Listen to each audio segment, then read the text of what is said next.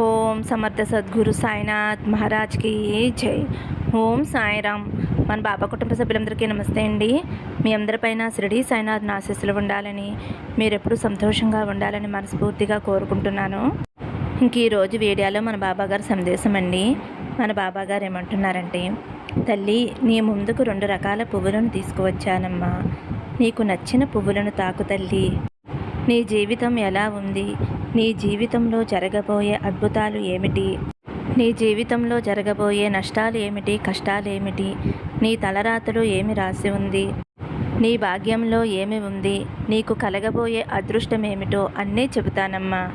నువ్వు చేస్తున్న పొరపాట్లేమిటో, ఒప్పులేమిటో, నీ జీవితంలో జరగబోయే అద్భుతాలేమిటో, ఇలా ప్రతి ఒక్కటి కూడా వదలకుండా అన్నీ నేను చెబుతానమ్మా. ఈ రెండిటిలో ఒక పువ్వును తాకు తల్లి. నువ్వు కొనసాగిస్తున్న బంధం అస్సలు మంచిది కాదమ్మా. చాలా తప్పు. దానివల్ల నీకు ప్రాణహాని, ధనహాని కూడా ఉన్నాయి. నువ్వు నన్ను అడుగుతావు కదమ్మా, బాబా నా తలరాతలో ఏముంది చెప్పండి అని అడుగుతున్నావు కదమ్మా.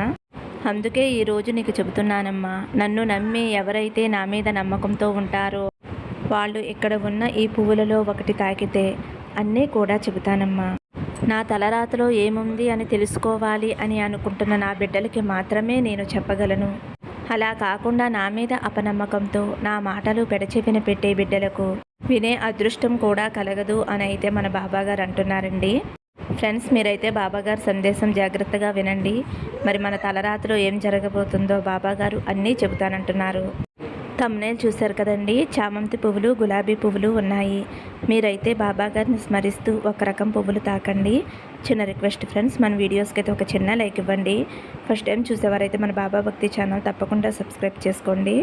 ఫ్రెండ్స్, చాలామంది అడుగుతున్నారు కదండి, అక్క గురువుగారి గురించి చెప్తున్నావు కదా, మనం గురువుగారిని కలవకపోయినా సరే ఫోన్ ద్వారా మన సమస్యలకి పరిష్కారం దొరుకుతుందా అని అడుగుతున్నారు కదండి. తప్పకుండానండి, మీరు గురువుగారిని స్వయంగా కలవకపోయినా ఫోన్ ద్వారా మీకు ఎటువంటి సమస్య ఉన్నా సరే ఆ సమస్యకు తగిన పూజలు చేసి గురువుగారు 24 గంటల్లో పరిష్కారం చూపిస్తారండి. ఈ గురువుగారికి చూపించుకున్న వారికి చాలామందికి మంచి జరిగింది ఫ్రెండ్స్. మీరు కూడా నమ్మకంతో గురువుగారిని కాంటాక్ట్ అవ్వండి. మా చుట్టాల్లో కూడా ఈ గురువుగారి గురించి తెలుసుకుని చాలామంది అయితే చూపించుకున్నారండి. వారి సమస్యలకు అనేవి మంచి పరిష్కారం దొరికింది. ఇప్పుడైతే వారందరూ కూడా చాలా హ్యాపీగా ఉన్నారు. కాబట్టి మీరు కూడా ఒకసారి గురువుగారిని కాంటాక్ట్ అవ్వండి. శ్రీ షిరిడి సాయిబాబా ఆశీస్సులతోటి గురూజీ శివరామరాజు గారు జ్యోతిష్యం చెప్తారండి. ఫోన్ నెంబర్ వచ్చేసి 9110577660.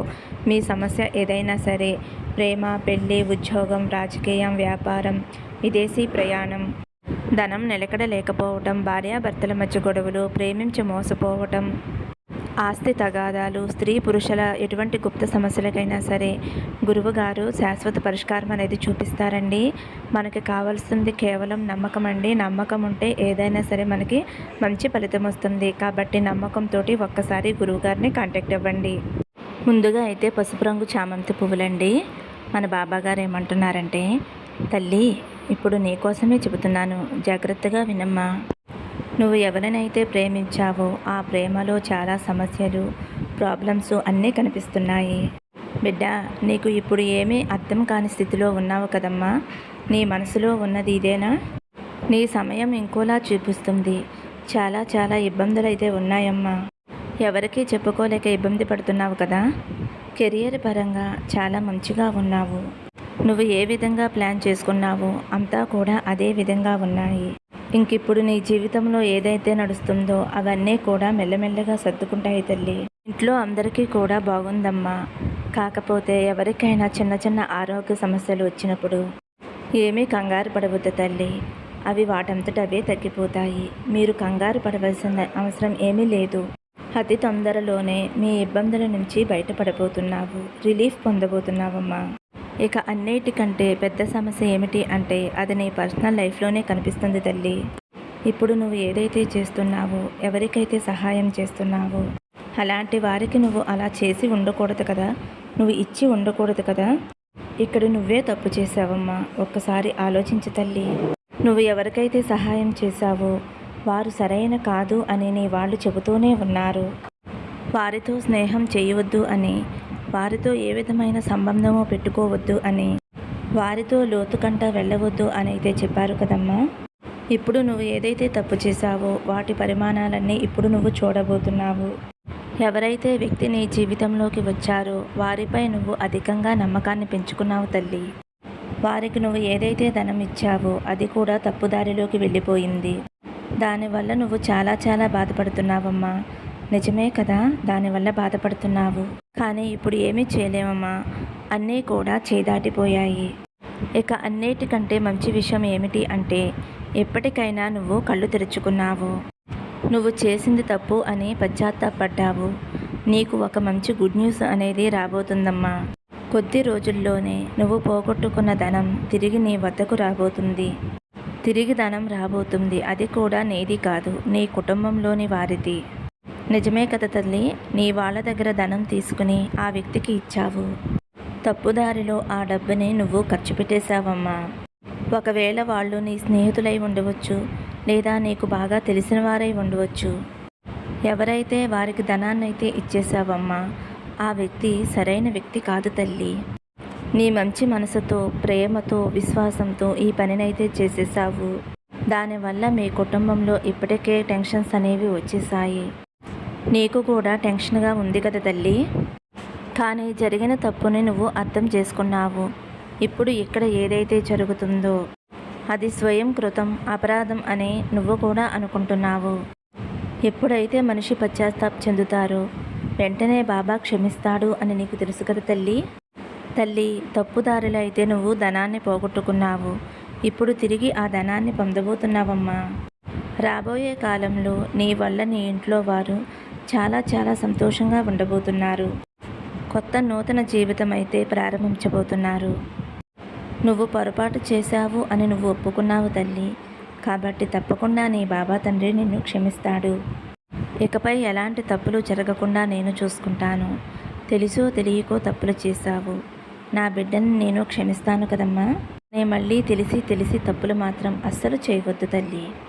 నీ తప్పులు నువ్వు ఒప్పుకున్నావు కదమ్మా. నీ బాబా తండ్రి నిన్ను క్షమించేశాను. నువ్వు తప్పులు ఒప్పుకోకపోతే నేను ఎలా క్షమిస్తాను చెప్పు తల్లి. ఎలా రక్షిస్తాను చెప్పు. నువ్వే ఆలోచించు, నీకే అర్థమవుతుంది. ఇప్పుడు నీ కెరియర్ విషయానికి వస్తే ఒక కొత్త ప్రారంభం అనేది నువ్వు చేయబోతున్నావు. అలాగే ఎవరూ కూడా ఆలోచించే ఉండరమ్మా. తెల్లవారేసరికి నీ జీవితమే మారిపోతుంది. ఇక ఇప్పుడు నువ్వు చేస్తున్న పనిలో చాలా చాలా లాభాలు కలుగుతాయి. అలాగే జీవితంలో ఒక మంచి ఉన్నత స్థాయికి వెళ్ళబోతున్నావు తల్లి. ఎప్పుడైతే నువ్వు నీ తప్పును తెలుసుకుని నన్ను క్షమించు బాబా అని నువ్వు నన్ను అడిగావు, ఆ క్షణమే నిన్ను క్షమించేశానమ్మా. నువ్వు ఏ దిగులు పెట్టుకోకుండా నా మీద నమ్మకంతో ఉండు తల్లి. నీకు అంతా మంచి జరిగేలా చేస్తాను అని అయితే మన బాబా గారు పసుపు రంగు పువ్వులు తాకిన వారి గురించి ఇలా చెప్తున్నారండి. ఇప్పుడు గులాబీలు తాకిన నా బిడ్డ ఎవరైతే ఉన్నారో తల్లి, నీ అదృష్టం ఎలా ఉందో చెబుతాను, శ్రద్ధగా వినమ్మా. ఇక్కడ నీకు ఏదైతే జరుగుతుందో అది నీ యొక్క కర్మ తల్లి. నీ కర్మ ఫలితమే నీకు తిరిగి వచ్చింది అని మర్చిపోవద్దమ్మా. నువ్వు ఏదైతే కర్మ చేశావో అదే నీకు తిరిగి వచ్చింది. అవును తల్లి, దీనికోసం నువ్వు బాధపడవలసిన అవసరం లేదు, కంగారు పడవలసిన అవసరం లేదు. కొన్ని రోజుల్లోనే అన్నీ సర్దుకుంటాయి. ఇక నువ్వు ఏదైతే అప్పులు చేశావో వాటి వలన నువ్వు ఎన్నో ఇబ్బందులు అనుభవిస్తున్నావు కదా తల్లి. అదంతా కూడా నీ కర్మఫలమే తల్లి.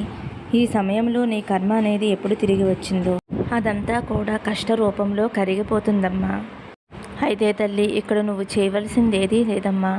నీ కర్మ పూర్తిగా తొలగిపోవటానికి నిత్యం దైవారాధన ఒక్కటే పరిహారం తల్లి. నువ్వు ఎప్పుడూ కూడా నీ బంధాన్ని సీరియస్గా తీసుకోలేదు కదా తల్లి. నిన్ను నమ్మిన మనిషిని మోసం చేశావు, సరిగ్గా అర్థం చేసుకోకుండా ఏడిపించావు, నా మనసుని గాయపరిచావు. నువ్వు ఏది చేస్తే అదే తిరిగి వస్తుంది అనే విషయాన్ని మర్చిపోయి ఇప్పుడు నువ్వు ఇబ్బందుల్లో పడ్డావు. నిజమే కదా తల్లి. ఇప్పుడు నువ్వైతే బాబా నన్ను కాపాడు అని అడుగుతున్నావు. నీ తప్పు తెలుసుకుని నన్ను క్షమించు అని అడగమ్మా. ఇక మీదట ఏ తప్పు చెయ్యను బాబా, అందరి మంచి కోరుకుంటాను. ఎప్పుడైతే నన్ను అడుగుతావో ఆ క్షణం నుంచి నిన్ను క్షమించి నా అనుగ్రహం అనేది నీకు అందిస్తానమ్మా. గుర్తుపెట్టుకో తల్లి, తప్పు నీ వైపు ఉంది అని నీకు తెలుసు. అయినా కానీ ఆ వ్యక్తిని క్షమాపణ అడగటానికి వెనకడుగు వేస్తున్నావు కదమ్మా. తప్పంతా నీదే అని నీకు అర్థమైంది కాబట్టి కొంచెం తలదించుకొని వారిని క్షమించమని అడుగు తల్లి. కొంచెం తలదించడం వల్ల జరిగేది నీకు నష్టం ఏమీ ఉండదమ్మా. దానివల్ల నీకు రాబోయే రోజులలో చాలా చాలా మంచి జరుగుతుందమ్మా. రాత్రి తర్వాత చీకటి పోయిన తర్వాత వెలుగు రావాల్సిందే కదమ్మా. దానివలనే జీవితంలో వెలుగు అనేది ఖచ్చితంగా వస్తుంది. ఇక్కడ నువ్వు కంగారు పడవలసిన అవసరం ఏదీ లేదు. అన్నీ కూడా వాటంతట అవే సర్దుకుంటాయి. నువ్వు అనుకుంటున్నావు కదమ్మా, నా తలరాత నా భాగ్యంలో ఏమి రాసుంది అని అనుకుంటున్నావు కదా తల్లి. జాగ్రత్తగా వినమ్మా. ఒక్కొక్కసారి చాలా మంచి సమయాన్ని చూస్తున్నావు, ఒక్కొక్కసారి చెడ్డ సమయాన్ని కూడా చూస్తున్నావు. 2 అడుగులు ముందుకు వేస్తే 4 అడుగులు వెనక్కి వేయవలసి వస్తుంది కదమ్మా. ఇక నీ జీవితంలో ఇలా ఎందుకు జరుగుతుందో నీకైతే అస్సలు అర్థం కావటం లేదు. నీ కుటుంబ సభ్యుల తరపున నీకు ఎటువంటి సమస్య లేదు. వారైతే చాలా అంటే చాలా మంచివారమ్మా. మంచి కుటుంబం ఇచ్చినందుకు దైవానికి కృతజ్ఞతలు చెప్పుకో. ఇప్పుడు నువ్వైతే సరైన సమయం కోసం ఎదురు చూస్తున్నావు కదా తల్లి. ఎంతకాలం ఎదురు చూడాలి బాబా? రాబోయే రోజుల్లో ఏం జరగబోతుంది నేను ఏమీ కూడా ఊహించలేకపోతున్నాను తండ్రి అని అంటున్నావా తల్లి. కెరియర్లో ఎత్తుపల్లాలు చూస్తూ ఉన్నావు. ఎటువంటి అదృష్టం లభించబోతుందో నేను చెప్తానమ్మా. దేని గురించి కూడా దిగులు చెందవద్దు తల్లి. నీ కెరియర్ అంతా కూడా బాగుంటుంది. తల్లిదండ్రులు చెప్పిన మాట విని జాగ్రత్తగా నడుచుకో తల్లి.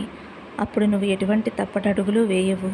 నీ తోడుగా నీ బాబా తండ్రి నేను ఉన్నాను కదమ్మా. ధైర్యంగా సంతోషంగా ఉండు.